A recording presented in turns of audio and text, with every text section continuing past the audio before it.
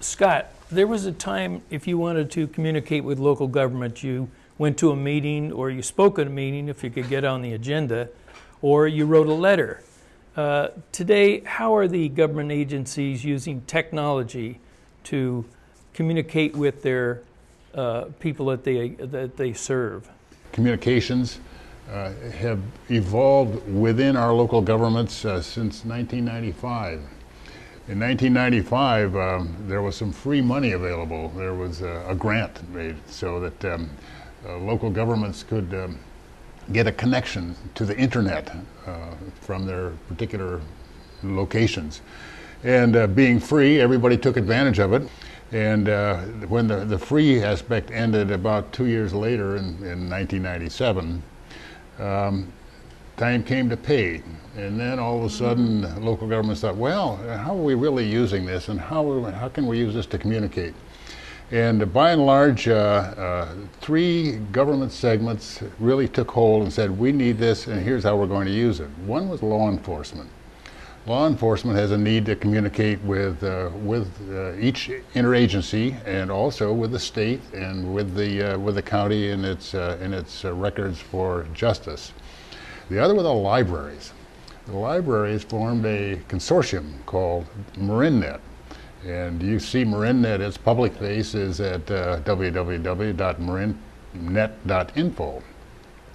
The MarinNet libraries are all the public libraries in the county, and they're connected via the network to the Bay Area Consortium. So if you want to take out a book, you can reserve it, and they'll have the book available for you, and if it isn't in their collection, it'll be from one of the other participating library collections. Well, behind the scenes, though, the libraries also, in taking their catalog out of the card files, which people didn't appreciate all the time, they'd rather do it the old-fashioned way, but they also can manage their inventory of books, and they do that using the network. So the Inverness branch of the library is connected to the central servers, which are located at the Marin County Civic Center. The other applications are email. When I first was exposed to this network and began working with it, if somebody lost their email, well, okay, we'll get it, a day or two later, we'll get it working again. That's not true today. If somebody's email isn't working, you should hear the phone ring. It goes right off the hook. And once again, the governments looked and said, oh, well, let's see. There are 11 governments in the county, and I think there are 10 cities and towns in the county itself. And each of us are going to buy a mail server. Well, we buy a computer box and a server. That's expensive. Gee, then we have to have somebody to drive this thing, and so we have to pay them and so forth and so on. That gets to be pretty expensive, particularly for the smaller organizations. So what's happening right now with the capabilities of our network is that we are providing email service. We buy the server, put it at the center of the network, and set up everybody's separate domain, so forth, so they have their own email, but they have one server, and they have one staff, and so forth, so they take that expense off the table for themselves and spread it amongst all of them. Then in 2006, we upgraded the network so it's capable of transporting video. And video is really important in communications, and we have now, the County of Marin has been doing, providing its Board of Supervisors meetings over the internet for I think a year and a half now. San Rafael is considering doing it, and other towns with the new Community Media Center are also considering making their council meetings and their planning commission meetings. And for instance, in San Rafael, it's not only the San Rafael Council, but it's LAFCO that meets in their chambers, and it's the MTA that meets in their chambers, etc. These meetings can be made available over our cable outlets, and in Marin that is not only Comcast, but now AT&T with AT&T's UVerse connection. And then We also, the big outlet is the internet. And we will make these programs, record them, and make them available from our network out to the internet for people to look at on demand as well as on schedule. Some of the other applications which the public has access to but probably doesn't think too much about is the Geographic Information System. There's an organization called Marin Map. And some time ago, they commissioned the participants, which are the governments in Marin, financed an overflight of the county and took ortho maps or aerial photographs of the county. And then they register all the property lines and all the roads and so forth within this geographic information system. You can access Marin Map by going to www.marinmap.org, but once again, it resides within this private wide area network that is supported by the governments, the libraries, the schools, etc.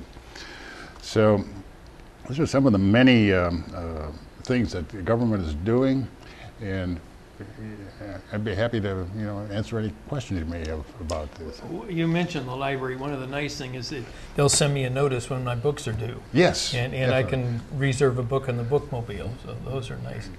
Very good. Yeah. Scott, I'd like to know about one of the other services I don't remember that you mentioned. That's the emergency services that are served by the MIRA network. There was quite a bit of a problem with that a few years ago. Have all those problems been worked out? No, they haven't. In fact, one of the exposures we have in the county is earthquake, obviously, for a major disaster. Fire, too. And our network is, we rent lines from AT&T. And so we would assume in the event of a disaster of an earthquake type, there are two types of disasters we think about. There's a San Anselmo flood, which affects a community and can put the San Anselmo government out of commission. Then there's the major disaster, which could put everybody in the county out of commission. The plan now is the Office of Emergency Services in the county would rely principally on radio, and MIRA is a radio system. That's the Marin Emergency Radio Authority.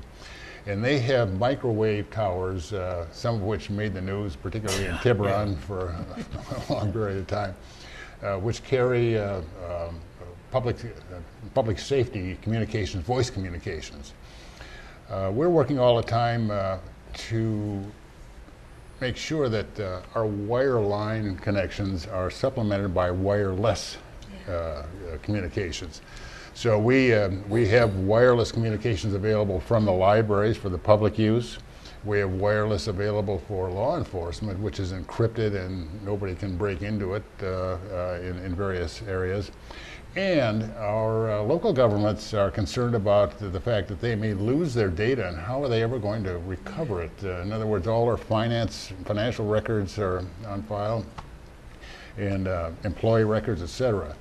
So we have a plan going now where, for instance, the city of Mill Valley will back up its data within its locations and then offline to the Civic Center, and then we pass it off to Santa Rosa, for instance, for backup.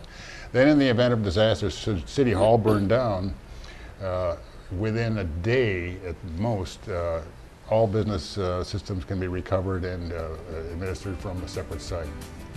Well, thank you very much, Scott, for that.